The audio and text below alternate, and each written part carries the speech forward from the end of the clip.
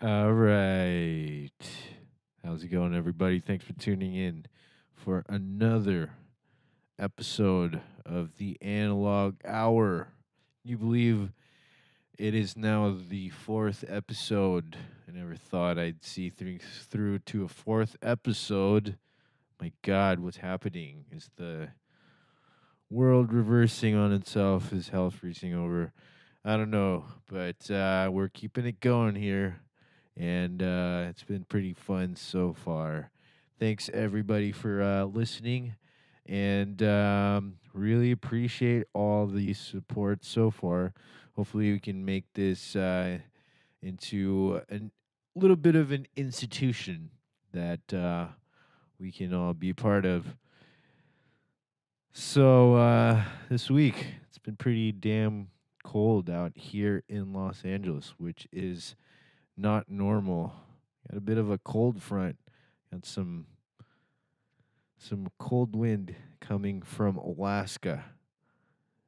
That's been making Los Angeles a little bit more friendly to the Canadians. So it's been a little bit chilly this week, but still busy, still rocking and rolling for you. Got some shows coming up. We got Anarchy Library with Kingswell and the Vibes next Wednesday. Hope to see you guys there.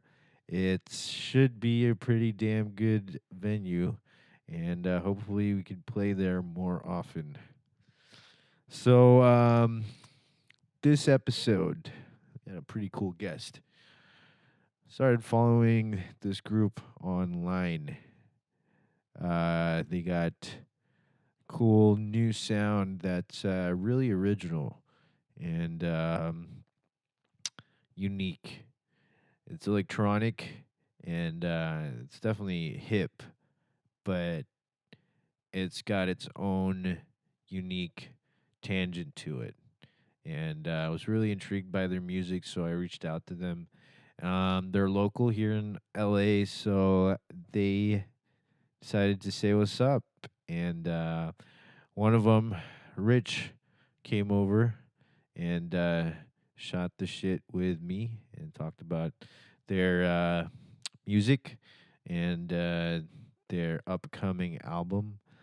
So here it is, Rich from the new Deloreans.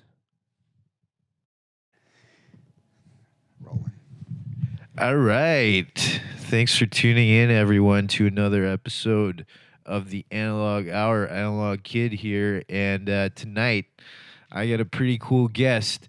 I started following this band online, and they have a really cool sound that's unique.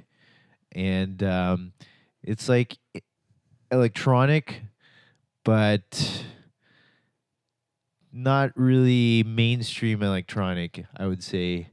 And it really sparked my attention because it's unique and it's really musical. It's mainly because it's made by real musicians instead of just button pushers. Um, but anyway, so this band is called the New Deloreans, and I really dig their sound. And I have here with me one of the main members. Introduce yourself. Rich, that's my name. One of two. The other guy's Glenn. He can't be here. And then, we've got a few randoms right now, but the core of the group is really two guys, and the rest are sessions players. Right on. Yeah. And what was his name again? The other half? His name's Glenn. Glenn. Yeah. And he's based out of the East Coast. Yeah, Glenn is in Orange County. Oh, I see. The guy that's East Coast is just a producer I kind of work with. I've worked with on one of our songs, Everfall. I see. Yeah. Oh, yeah, I know that song. Yeah, he saw kind that. of did like the drums on that track. So Okay. it's cool.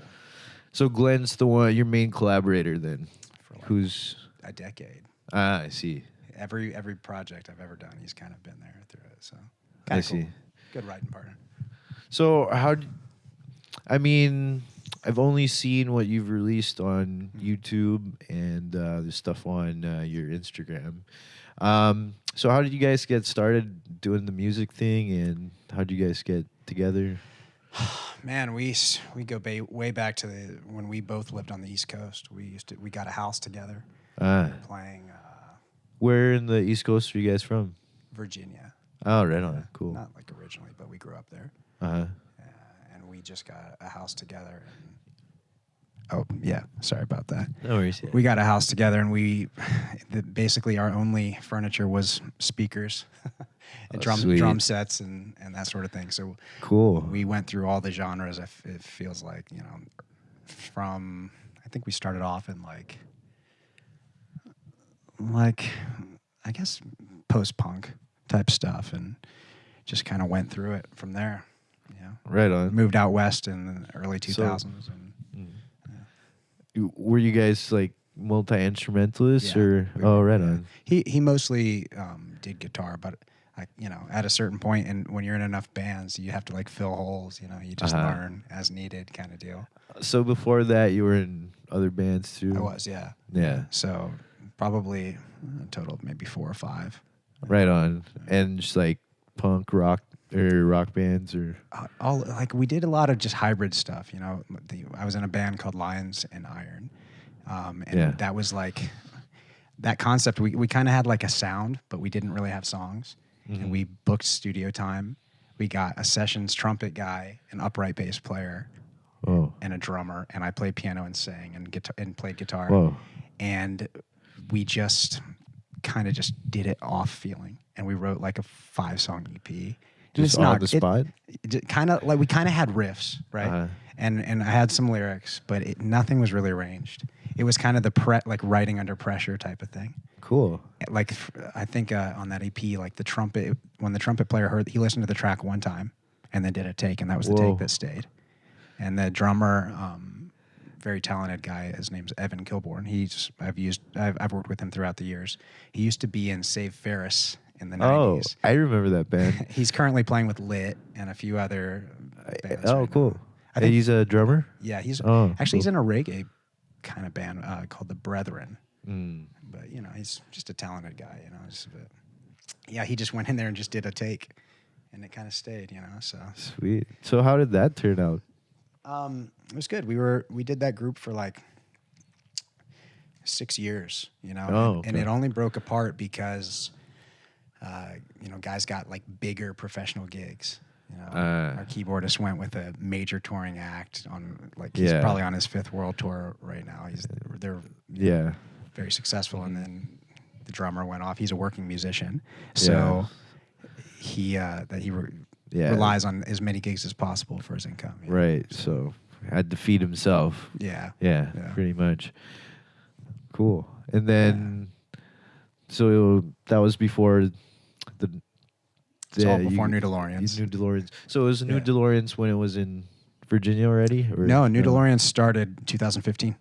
It started off, I wanted to do something with I had this collection that I was building up of old synthesizers and old drum machines. Cool. And we were I was writing with a friend. We were just writing a bunch of ideas, emailing them back and forth.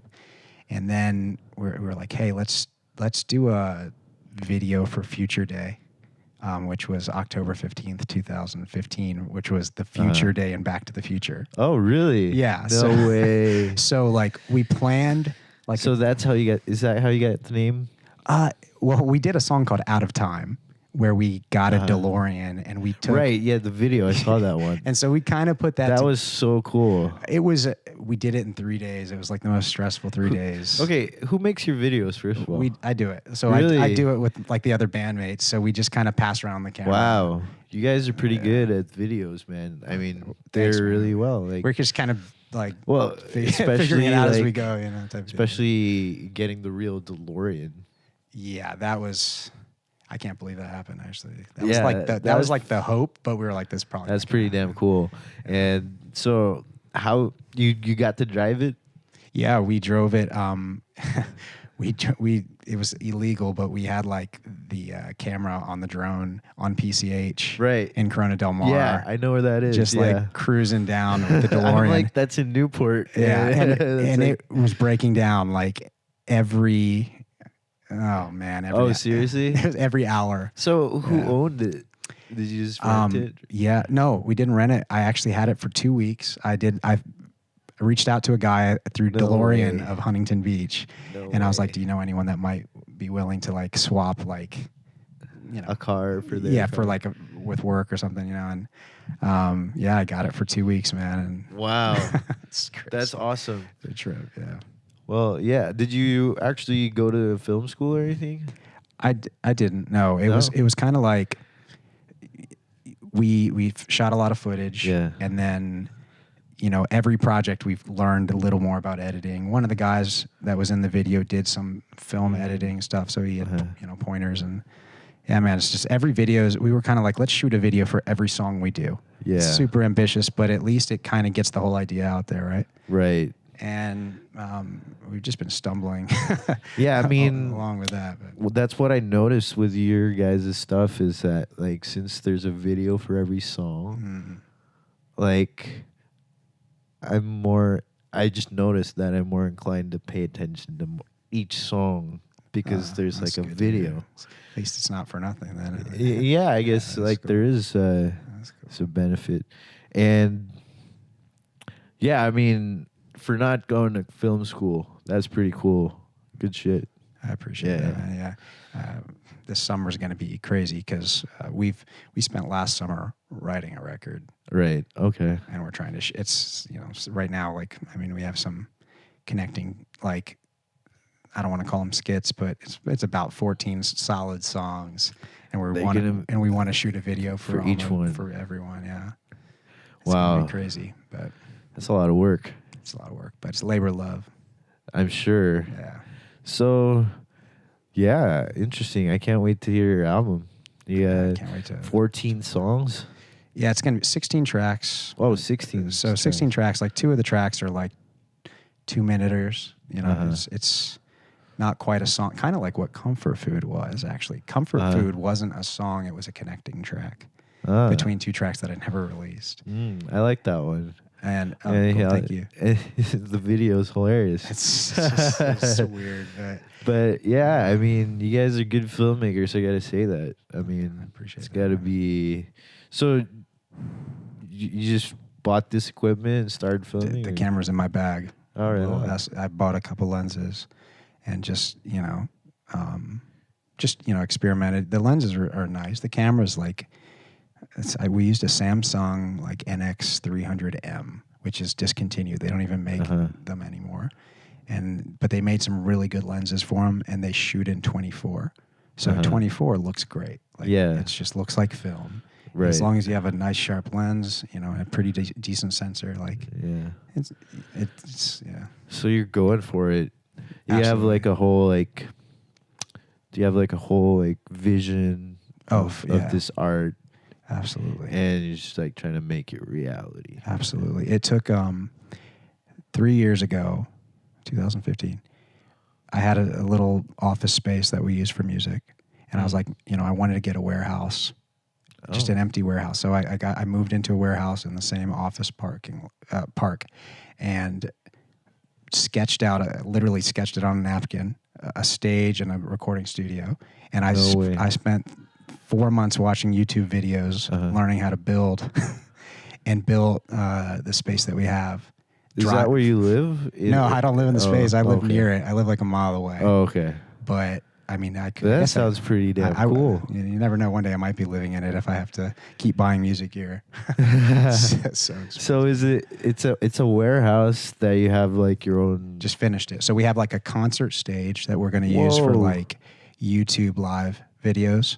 Sick. And it's got the lighting, and it has like our sign on the backdrop, and sits like about 4 feet off the ground. It's nice stage. And then we have like a separate like side studio for recording, and then we're trying to do like a YouTube channel.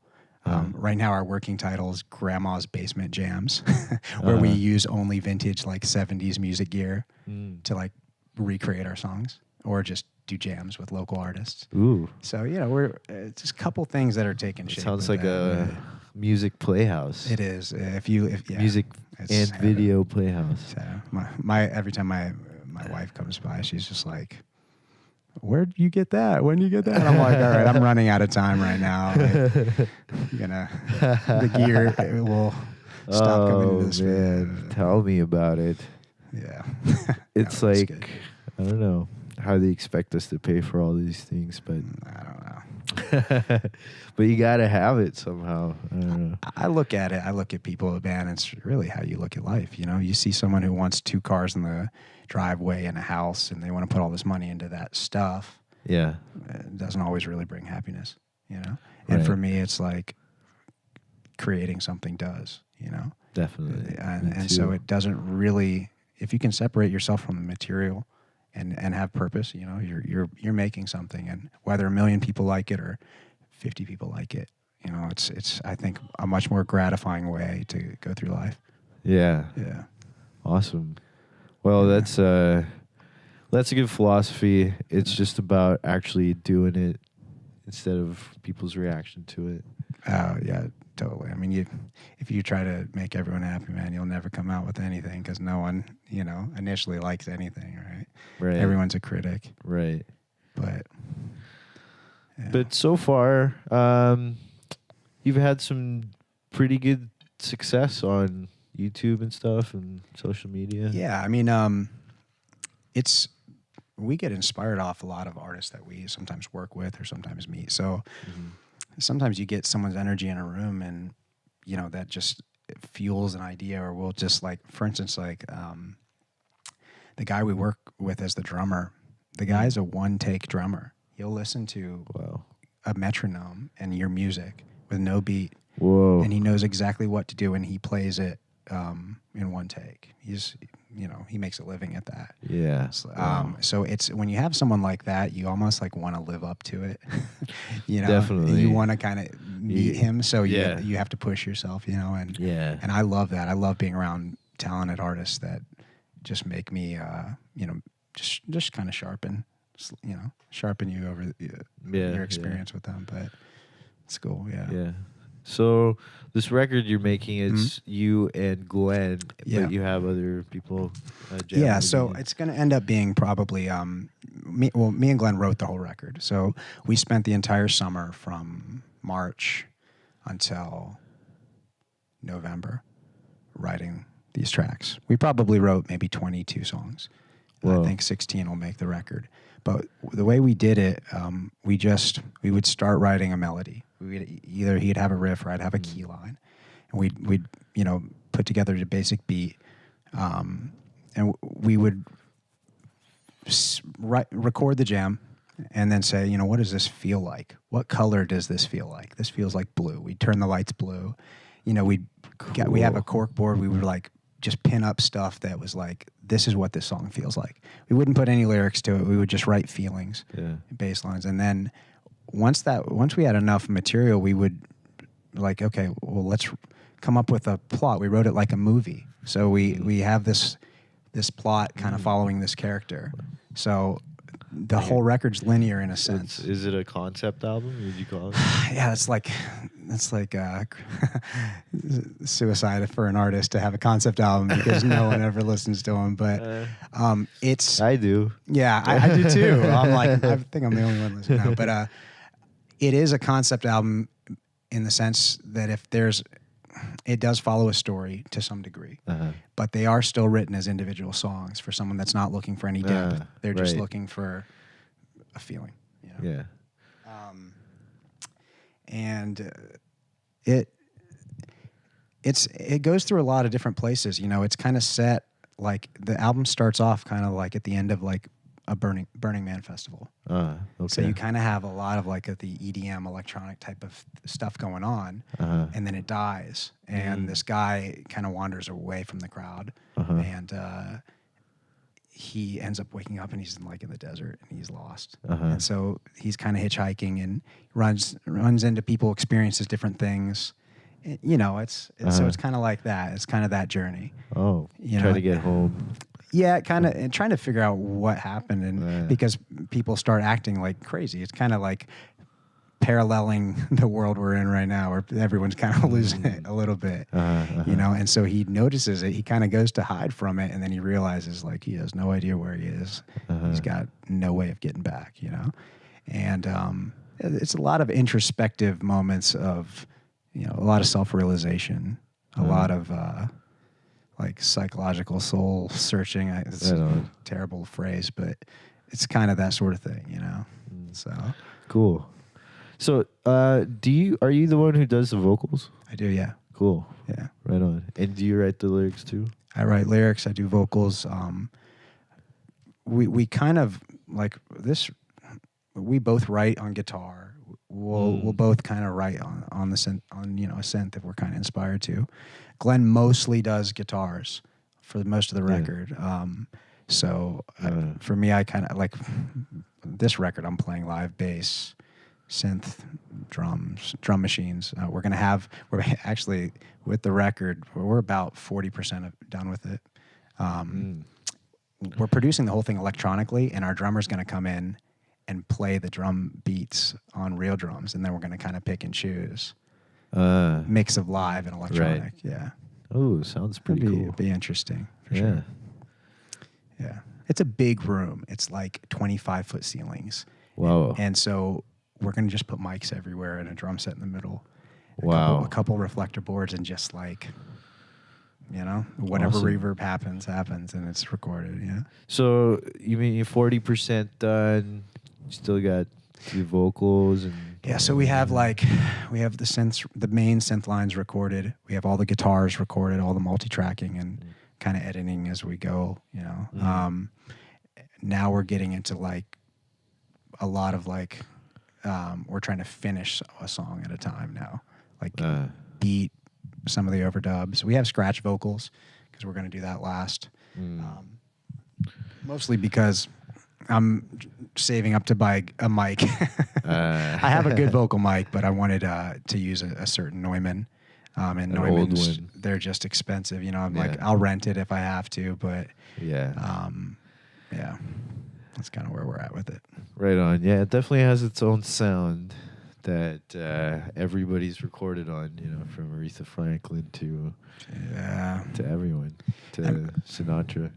Yeah, I mean, mics are such a it's like everyone's voice is a little different. So, I mean, the way a mic reproduces it is different. You just kind of have to like explore it. You know? I spend half my time buying gear and then reselling gear because it's just not the right thing. You know? Yeah, it's got to fit like a pair of clothes. You know what I mean? Absolutely. If it doesn't work the way you work, it doesn't work at all. So you gotta throw it out. Especially like stage. So have you guys played much live or with this project? No, not at all.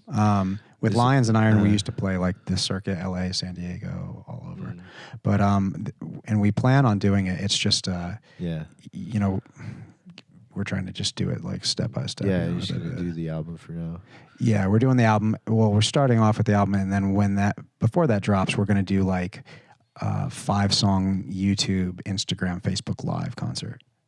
So we'll have like a select. So maybe that's 50 going to people. be like your first live. Yeah, the first. show. It's like we can probably fit 50, 75 comfortably in the venue. Oh, cool. So we'll probably get like some of our close friends and fans, and you know, just like focus group. Right on. You know, see how people respond to certain stuff. But yeah.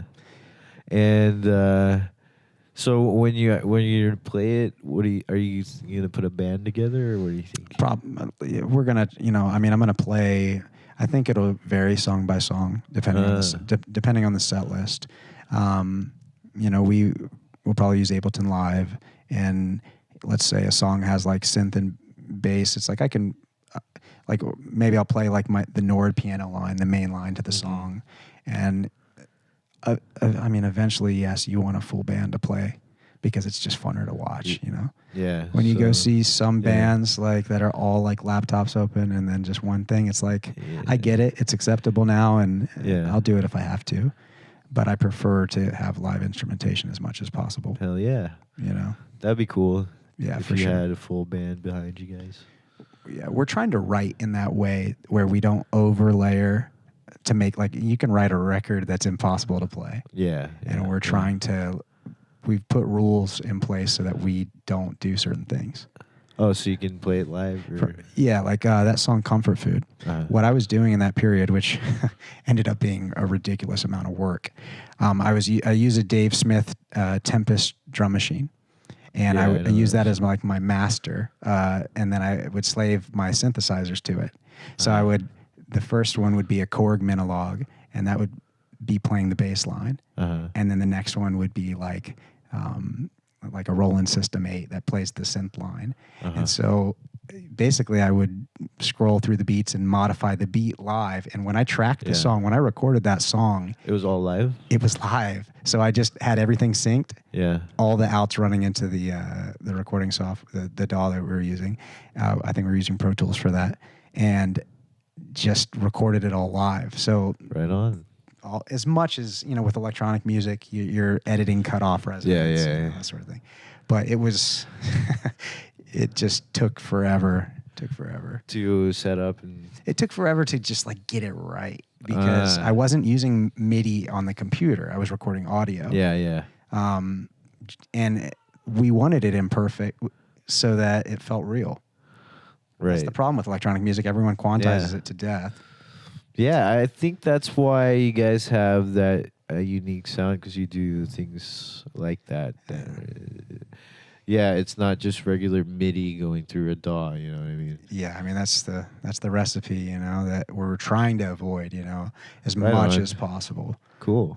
And the imperfection is what you feel, and I think that's what makes feeling in music. Yeah, it's what makes rock and roll. Like, absolutely. If you ask me, and I mean, I grew up a rocker, so just like all these records that I grew up listening to, if you like really listen to it, if you made it to today's standards, they'd take forever because they just keep trying to perfect every little thing, but it's just full of mistakes. Yeah, it's full of just like little flubs here and there, but it makes it more, to me, more exciting and more alive.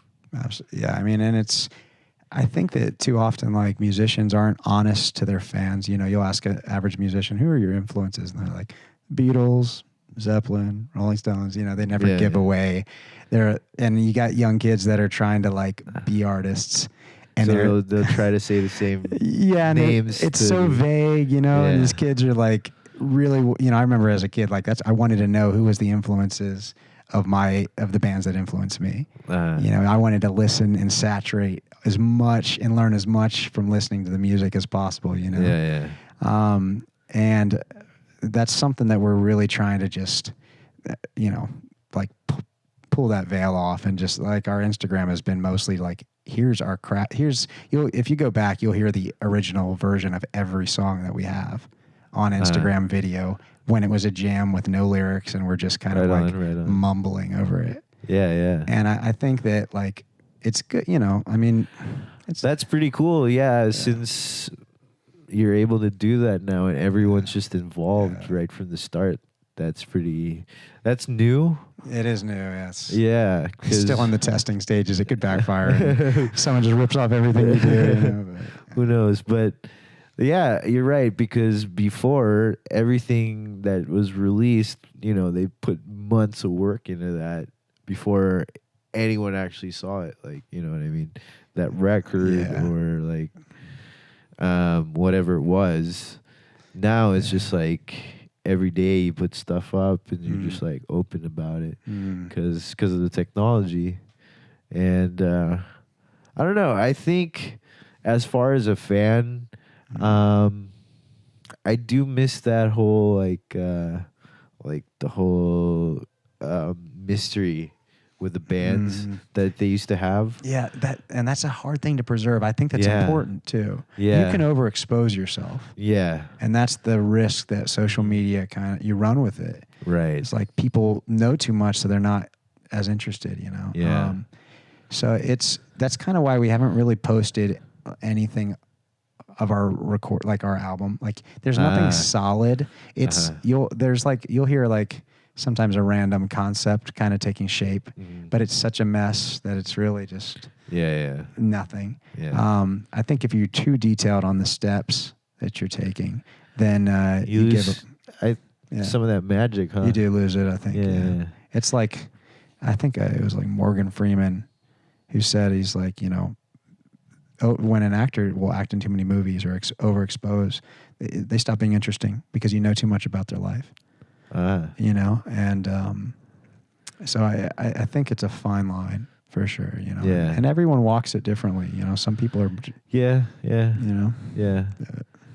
But yeah, it's definitely cool that you're able to just put stuff out there, though.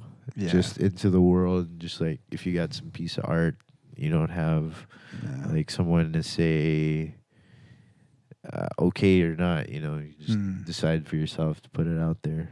Yeah, I do like, because the labels back in growing up, at least that was the only way, get signed by a label, right. And they kind of controlled things, like they controlled art, which is which sucked growing up. It's like no one could ever you can have amazing music that no one ever hears. Right. So I like that you have access to people. It's just, I think people are still in the stage of trying to figure out exactly how to get that out there. Yeah. They're their own agent and A&R, and they're they have to figure it out by failing. But it's cool. Well, it's fun. I mean, it's the game we're playing out here in LA, California, and the world, really. Yeah. And but I mean, so you're pretty much a keyboard player is your main instrument, would you say? My main instrument is actually guitar. Guitar. Okay. I met my drummer by taking drum lessons for 2 years because I needed to fill a spot in a band, and then I started off as a guitarist. That's what I've been playing the longest. I currently take piano lessons and synthesizers.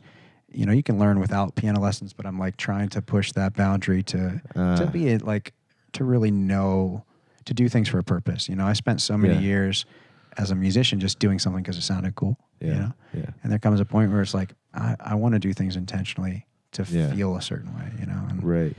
It's more composing. It's a little more rewarding, to really get exactly what you're feeling out, right?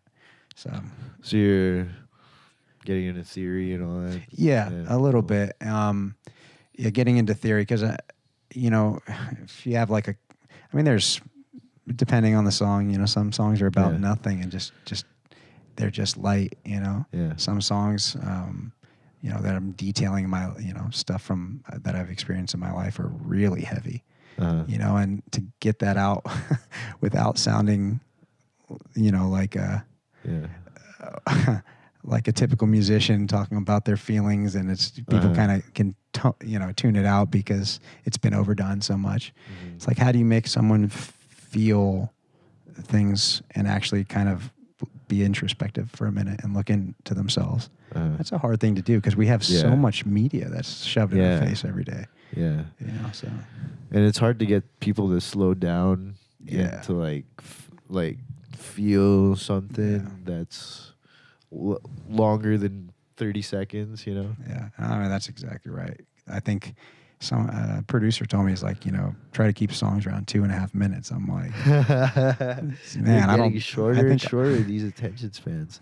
I guess, but that's the way it is. Yeah, I mean, when information is just like being just like thrown at you, just like at a constant rate, so fast. I guess that's just the effect of it. People are just, we're on this ride, man, and we're just like, it's changing. It's like a river, Yeah. It's getting wider, and we're kind of figuring it out all at the same time as we go. Yeah. Well, at least you're making an album and you're making something cool while you're at it.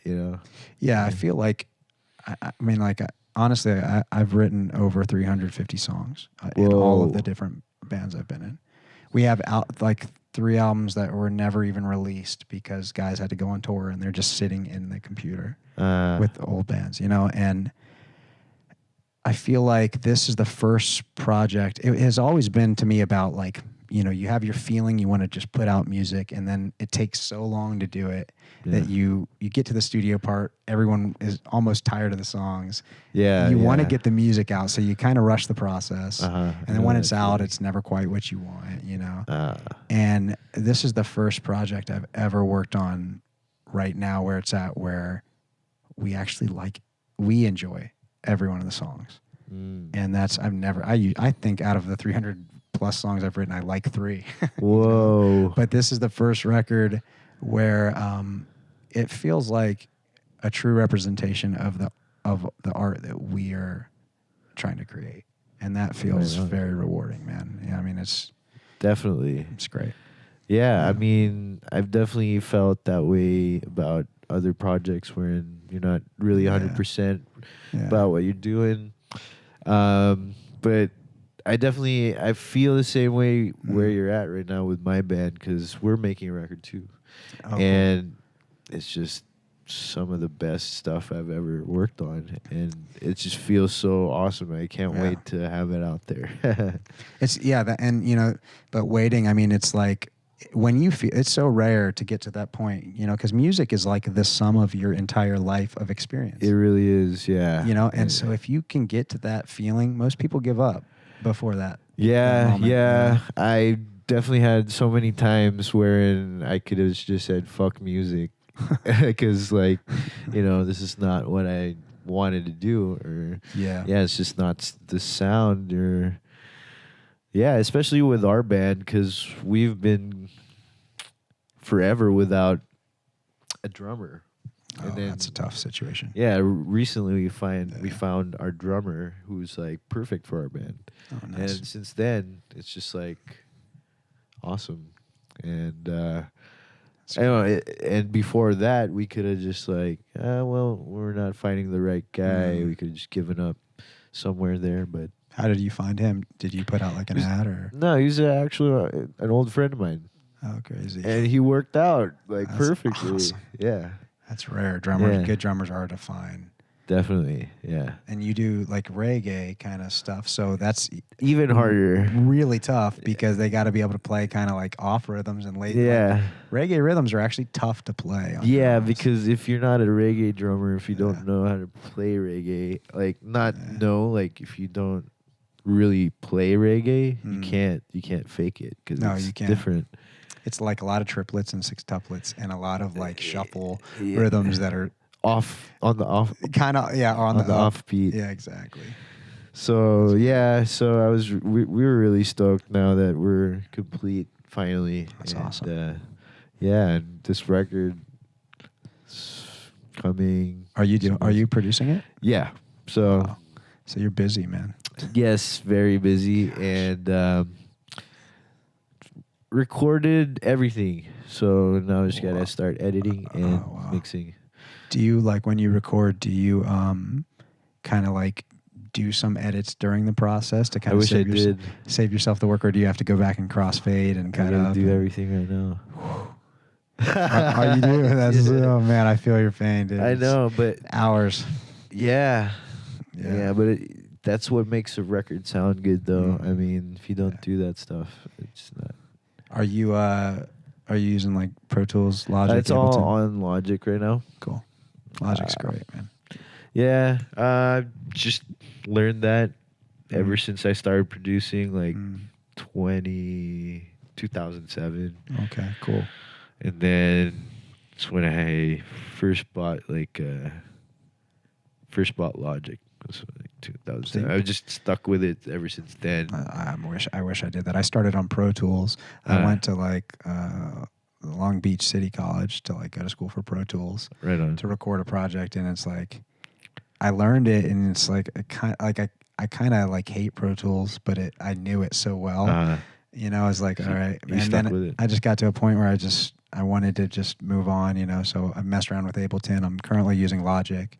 Oh, right on. Yeah. Cool. So it's nice. It's like, for me, I'm very visual, so it's easy to organize stuff on Logic.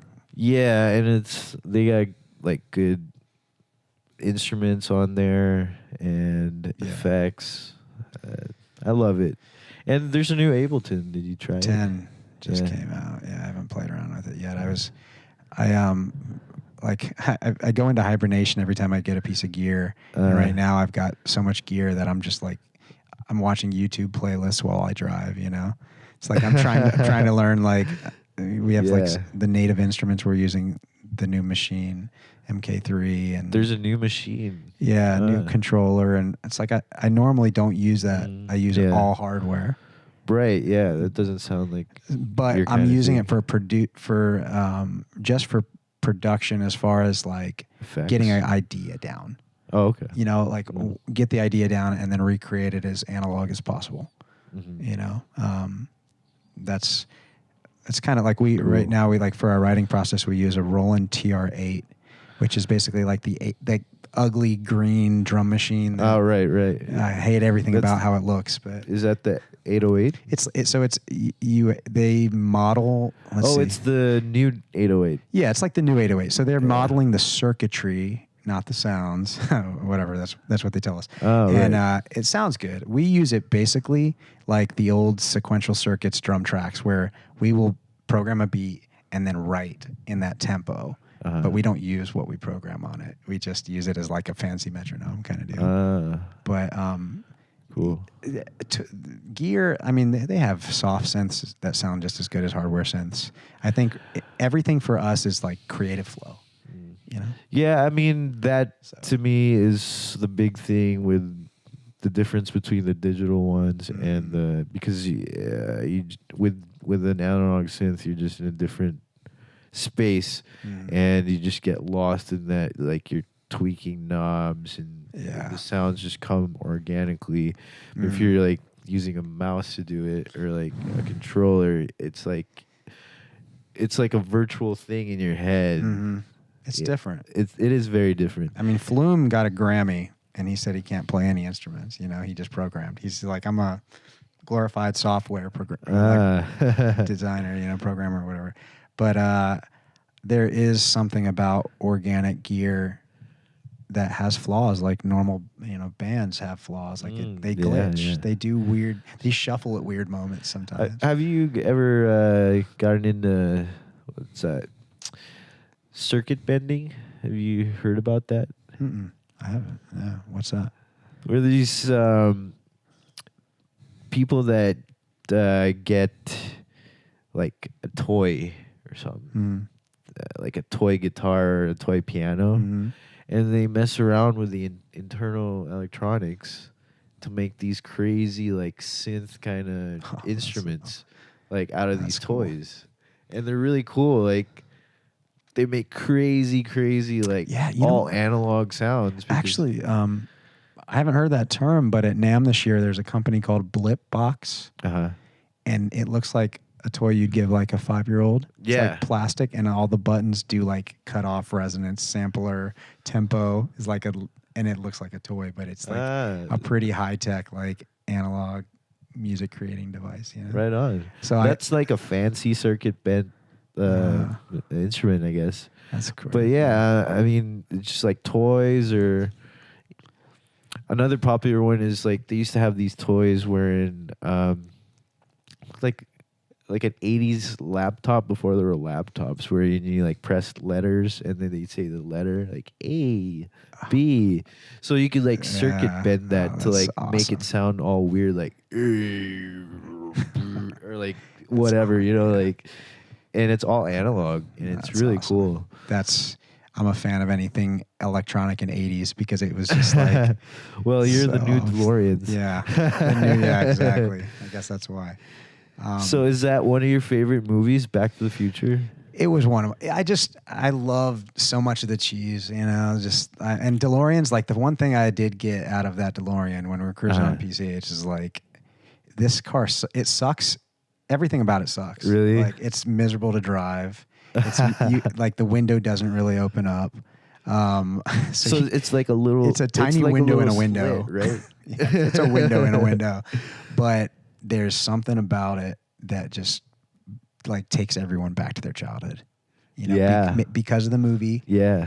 Everyone just you know, we pulled up next to like a Lambo, and I swear everyone was looking at the beater DeLorean we're driving, just because it embodies that, you know, and because it's the time machine. Exactly, and it's just that part about it is special. It's like something that is timeless, really, you know.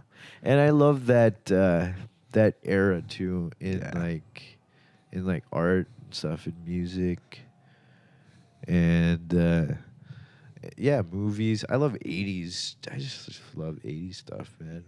Maybe because I was born there.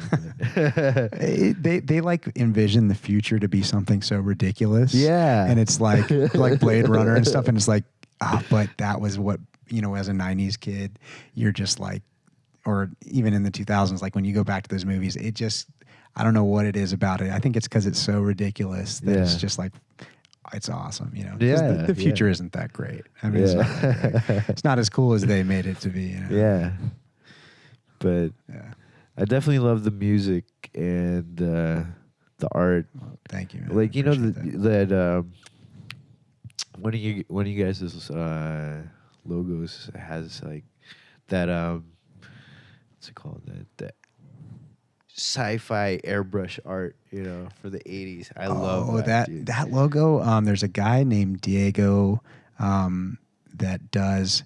There's this synthwave band called Timecop 1983, and he did their artwork, and he did the New DeLoreans original logo for us, and he just like, I mean, everything he does is like off a Trapper Keeper from the late 80s. Awesome. You Trapper Keeper. Yeah. And it's just like, it's just amazing that there's still people with that skill. Is he doing it like airbrush like they used to? Yeah, he does it like legit and dope. And he just does it as a hobby. He's just kind of passionate about that that era, that art style. And it's like, I love that. It's so cool, man. Yeah. I mean, it kind of came back a few years ago, but it like went away again. But right now I still love it. I actually believe like the idea of decades are over. I think decades are done. Yeah. I think the only reason why it took 10 years is because we didn't have social media. Right. So it took 10 years for the next thing to come in. Mm-hmm. Now it's like everything's in its own group. Yeah, you know, people are their own cliques. You just find your people, you know, on social media, and you're right. 70s, 80s, 90s, whatever, pick it. You're right. Or you could just like whatever you're feeling that day. Exactly. That's the LA way. Yeah. Yeah. Yeah. I can relate with that. Cool. It's very cool, man. So, when are you guys gonna be thinking you're wrapping this album up? We have deadlines set. So guitar deadline is like this week. And so this weekend we're doing like 2 12-hour days. Right on, like right all on. day deals. So we're wrapping up all guitars. Sweet. March, April is the rest of like the music. And then May we're trying to do all the vocals. So we plan to be done with it by June. We're still working on a few titles. We're trying to plan, like, because we're going to do a limited release vinyl. I think we're going to do that. We're actually going to do a tape. Oh, cassette tape. We're going to do like a limited run of cassettes. Dope. And then everything digitally. But we're trying to have it done by June. And perfect for summertime. Either release it in summer or hold off until like school's back, like September. Oh, okay. Because shoot some videos and have like everything ready to roll, you know, by that time. Have you shot any videos yet? No, we've done like some spots. So we've kind of like planned like songs. Like it's funny if we have like these, every song has like a binder and it has all the visuals, all the video ideas. And we're kind of planning locations. We're planning like as we go through it so that once we start filming, we can a weekend just knock it out. Yeah, like filming is a weekend, editing is about 2 weeks. And then upload to Vivo and YouTube and do all that. And so we could put out maybe one a month, a music video a month, maybe 2, depending. Oh, right on. So are you going to release the album at the same time, or we're going to release the album like our web store with some merch and a couple videos to start all at the same time. And then once we build up the backlog, then we can Because you're gonna do the vinyl but you're not gonna do CD. We're not going to do CD. We're going to, I mean, it's kind of funny. It's like, that's the one, it's odd that that's like below tape and vinyl right now. That's hilarious. It really is. It's the best sound quality compared to all of them. Yeah, it is. I recently got back into CDs because my brother-in-law gave me a couple of CDs. And I started listening to it in the car, and it's perfect for the car. It's the best. It is. For me, if you ask me for the car, it's really the best medium because it's just the highest quality. It's not compressed. Like if I'm listening to classic stuff, I love vinyl with a good set of speakers. Like I have a good set at home. Yeah. Like I'm a little bit of like a vintage collector with gear. So like, cool. Do you have like an old amp and stuff? I do. Yeah. I've got a Kenwood nice. 9600 from like 1978. It was like a top of the line. I got it. They just sound different, man. Gosh. It's just different. Took it apart, recapped it, cleaned it out, spent the time resoldering, and oh wow. So then I got some Sansui speakers to match up from the same year. I kind of geeked out on that. Just like the one good thing about so where'd you find all that stuff? Like Craigslist. I spent like 6 months, like just following every lead. It was pretty miserable actually. Right on. Because I mean, it does make a difference though. It's huge because I was doing a podcast actually a week ago, and was listening to my friend Jay's new album that he's doing, and it's all all right. Yeah, it's all MP3s that he was playing through his laptop.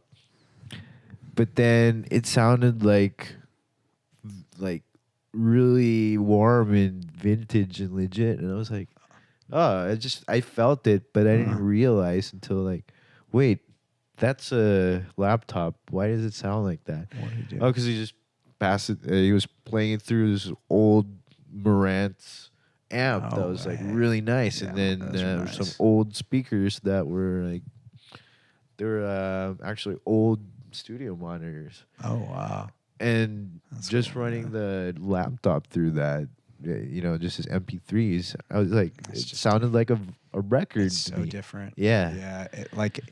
I know that like audiophiles will like swear. I didn't believe the hype. Yeah. I thought everyone's just being like excessively trendy, and it's like, right. And then you get like the old stuff that's good, and it's like, yeah, man, I can sit at home and just listen to records. Yeah, it's different. It's different. Yeah, you plug in your Bose and your iPod. Yeah, and it's like it's not the same. It's not. It's. I mean, it sounds good. I can't explain like the old stuff. My Pro Tools teacher, he worked for Sony. He was like a mixing engineer, and he said, up to 44 hertz, you can hear the difference. But after that, you can't hear it, but you feel it. You feel it, yeah. And he's like, some of the best sound people, he's like, they go out and record nature, and like they'll go into the woods, and it's like the sounds that you can feel are the ones that will resonate, and for some reason people will gravitate toward it. Yeah. That's why like when you use real gear, I mean, you just kind of naturally pull, especially with like the synths and stuff. I definitely would rather play a real Moog over a synth, like a laptop Moog. Yeah. Any day. Sure. And it'll just sound like the stuff you'll get, it will be different no matter what. I don't know. Yeah. It'll be different. No doubt. I mean, it just, I don't know, like the stuff coming from the speakers will feel different too, Because it's like vibrato on a string of a guitar. Yeah. I mean, you can get a vibrato pedal, and it's mathematical. It divides it. Yeah. But when your finger's kind of doing the vibrato on the strings, right, that sounds different. It feels different. And I don't think that you can really recreate that. Yeah. Electronically exactly. Yeah. But that's cool, man. Yeah. When do you think your record's going to be dropping? I'm gonna try by the springtime, hopefully. Yeah. Oh, that's cool. Yeah. In a few months. Yeah. Do you master it yourself? Or? No. I got this guy I throw it to, but he's usually just quick, so it's all on me, pretty much for now. Yeah, I mean, that's cool. I mean, if you got someone that, it's all about having someone to help you out, and I like the artist community in LA, or anywhere really. You kind of, when you're nobody, you're just a creative, you meet people and you like, that chemistry of like interacting with people, especially with mastering as an art, they get to hear the song fresh and do something to it with a completely different. Yeah, I definitely always awesome. had someone else master, because I've pretty much, most of my stuff I do recording to the mixing to miking up everything. So it's all me. You're engineering everything. Yeah. So it's just my sound. Hmm. And it's always good to have somebody else there somewhere. Mm-hmm. Just to. It takes it from 2D to 3D. Yeah, exactly. For sure. I agree with that. Because a lot of stuff, when you do things yourself, sometimes you lie to yourself. Oh, yeah. I think I always lie to myself when I'm mixing and recording. Yeah, exactly. Just like, and then the moment you like go to show it to someone, you instantly get insecure because you hear like, oh man, I've been lying to myself through this entire mix. Man. That's the worst. Yeah. It's always a moment of truth the first time you let someone else's ears hear a track, Yeah. It's just like. But you know what? I've gotten to the point where I'm like, fuck it. It is what it is. Like, that's what it sounded like that day. So that's good, man. No, but you have to get to a point of just accepting this is what I'm doing, and you got it, because otherwise you can mix an album forever. Exactly. So you have to know when to just say that's it. Yeah, that's the best I can do. You just gotta trust sometimes, because I've definitely had like mix number 30, and just had to be like, well, it's just it is what it is. You know what I mean? Have you ever like had that like phone recording of a little jam session and it sounds amazing and you're so hooked on that, you're like, oh, I love this sound, and then you record it in the studio and it's perfect, but it doesn't feel like anything? Not quite yet. Quite yet. That hasn't happened to me yet. To me, I get to that moment, it's like, man, like you couldn't capture that exact feeling, that swagger of that line, where the guitar is a half step behind the beat or whatever, Right. And yeah. Well, I guess that's where I just like take 30 takes on just one part to match what I'm trying to get in my head. But if you got that RAM, it's just the way I record. I guess I barely do record like live demos. It's usually mostly like straight up multi-tracks from guide tracks, so it's always building and it's always sounding better the more I layer stuff on. Do you write everything? No, we all write. Okay, so you all write your parts. Yeah. And there's 3 or 4? 4, yeah. So, cool. I mean, it's fun. And so, yeah, definitely hard at work at this album, and we're still got shows to do still. Oh, man. Keep me in the loop. Yeah. I'll support it. Definitely. Cool. Yeah. Well, Rich, definitely good to meet you, man. Likewise. I'm glad that you came over and talked about the new Deloreans album and what you guys are all about. Why don't you let everyone know where we can find you online? And okay, yeah, thanks. Facebook, Twitter, Instagram at New Deloreans. That's kind of where everything is right now. So it's all the same handle. New NEWDELOREANS. New Deloreans. Like the car in the movie. Exactly. It's the time machine. That's right. And yeah, Rich, and anything else you want to drop? Not particularly, man. I think we covered everything. For me, it's I both from Glenn and I, we appreciate the opportunity to be able to talk about music with you, man. I mean, that's really solid for you to be putting together this podcast for local artists. Oh, hell yeah, man. So that's great, and we're gonna put the podcast out there. Thanks. And repost it for our fans to hear as well. So cool, man. We appreciate it. And also, if you're down to collaborate sometime in the future, Always. make some Always. music. Man, we jams like that. So much comes from jam sessions for us. Yeah. A- Yeah, I any- definitely would like to check out your little. And yeah, that'd be fun. Invite Man. myself to your little, we'll- not your massive warehouse, Yeah, fun house. It's. I mean, we could really have like a good time. You know, come and bring. I mean, we have all of our gear there, backline gear. You know, but would absolutely open the door for you to come out. You know, maybe even when we're Cool. tracking drums. You know, it's going to be like a day, like a thing, and it'll be fun. Yeah, cool. Maybe You I know, could film some stuff and Absolutely. do another podcast. Absolutely, with the man. whole group. Cool. Yeah. All right, Rich. Well, thank you very much again. And everyone out there, thanks for listening to another episode of the Analog Hour. Peace.